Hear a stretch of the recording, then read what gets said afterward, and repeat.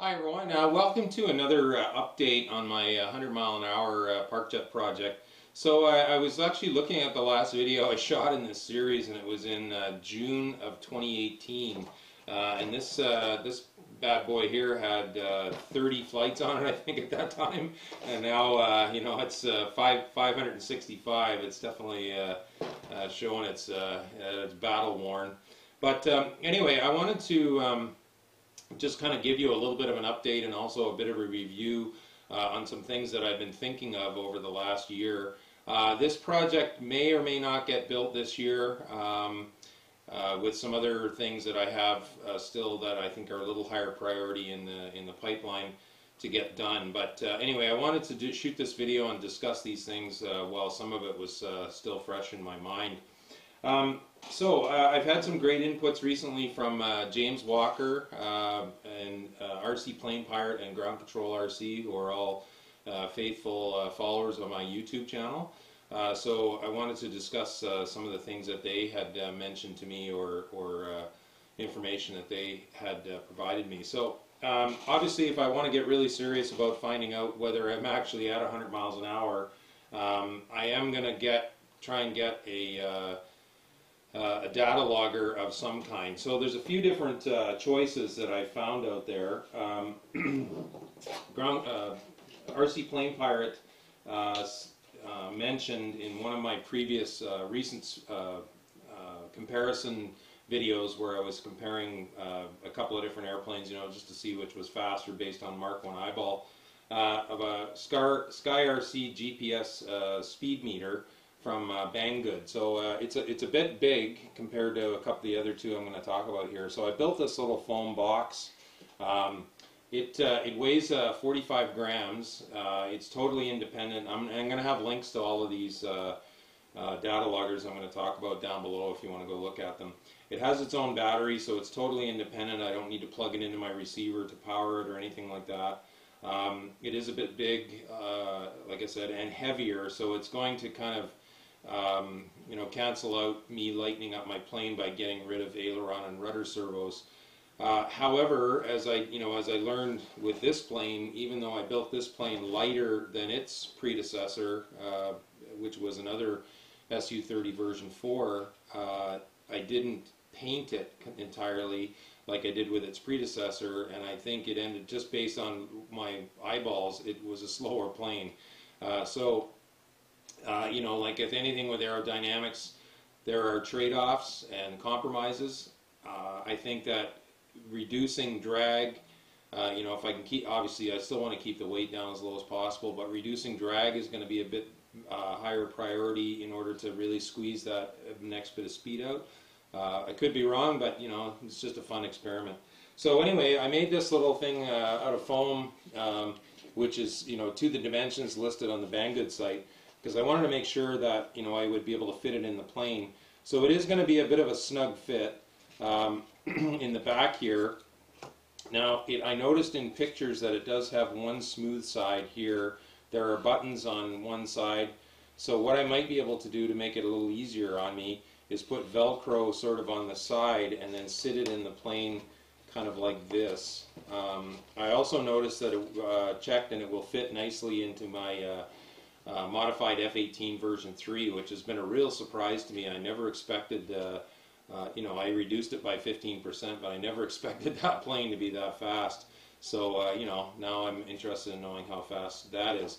I did mention in a previous video that before I build the totally stripped down single purpose speed Su-30, I will be building another Su-30 just like this one, essentially the exact same setup, build materials and that sort of stuff, to long-term replace this poor old gal in my hangar. Now, touch wood, if this one lasts till the winter, I will probably use this as one of my winter beater planes, because I've got it all taped up and reinforced and ready to go for landing in the snow and all that sort of stuff. And it's still, despite some of its it's showing its age, it still flies really, really well.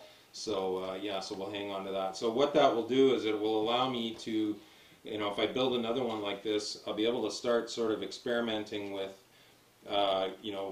getting this, because I probably will get this or a speed meter before the end of the year sometime, and then start experimenting. So once I have this, if I do end up getting this heavier one, I'll be able to get it in there and then figure out where my battery's going to go, so that I can get the plane to balance, which obviously is going to be important.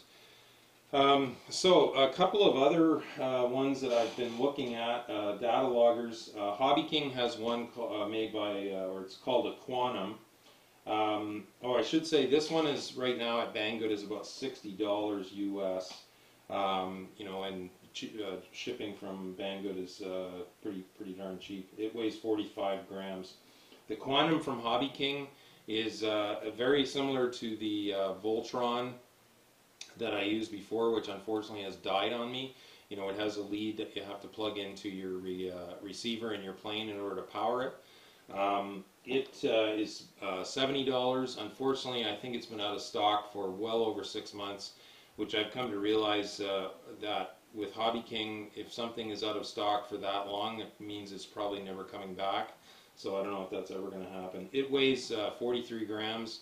It has a rather robust plastic case, which hopefully I might be able to pop off if I did go that way, or if I could get it, and just put heat shrink, some clear heat shrink on it to cut down on the weight and size. And then the last is the latest version of the Voltron. Ground Control RC mentioned this one to me, and I had looked at it. It's by far the most expensive. It's $129 US. Shipping right now is free from Velocity RC. It ships free worldwide. I wasn't able to find in the specs how much it weighs. It does have the capability to carry a mini SD card. But unfortunately, I'm a little bit leery because the Voltron version one that I had, I paid about $120 for that one 5 or 6 years ago, and that's US dollars, from Grayson Hobby. And I only got maybe 50 uses out of that before it died. And the little button on it was always very cumbersome, and I'm not 100% sure how accurate it was. So I'm a little bit leery about the Voltron. So anyway, right now I'm probably leaning towards this Sky RC. Well, obviously not this, but the Sky RC. Again, it is heavier, but RC Plane Pirate, in a recent video that I just watched, he was using it in one of his RC cars to measure the speed. So yeah. So anyway, that's what I'll probably do, and I will have links down below to Ground Control RC and RC Plane Pirate's YouTube channels.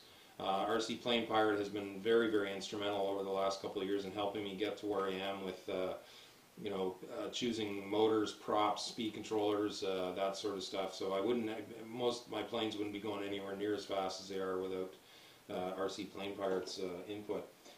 Okay, so there's that. On the build, again, it's going to be the stripped down version, and even the next version I build of this one, it's going to be Dollar Tree foam primarily, just to have that slightly thinner profile, essentially 4.5 millimeters without the foam, compared to 6 millimeters, if I built with model plane foam. So everything, I'm thinking even the vertical stabilizers, as I mentioned in my last video, the vertical stabilizers, the elevons, I'm also going to make those out of Dollar Tree foam, just so they'll be a little bit thinner. I will be getting rid of these booms here. I may even trim, when I build it, I may even trim a little bit more off of these elevons. This plane doesn't need a whole lot of control surface deflection to maneuver. Obviously it's going to be elevons only, so I will need a bit more deflection in the roll axis, but I think, just to make the turns, but I think it'll be okay. The bottom here, I will probably use either model plane foam or Depron. The other thing I'm thinking about is significantly reducing this ventral fin, or maybe getting rid of it altogether, and I think that will cut down on a lot of drag. Hopefully I will still have good stability at speed and in the turns. As I mentioned also in my last video, I will be making, so here in comparison is, this is 3mm Depron, this is Dollar Tree foam without the paper. This is about 4.5 millimeters thick.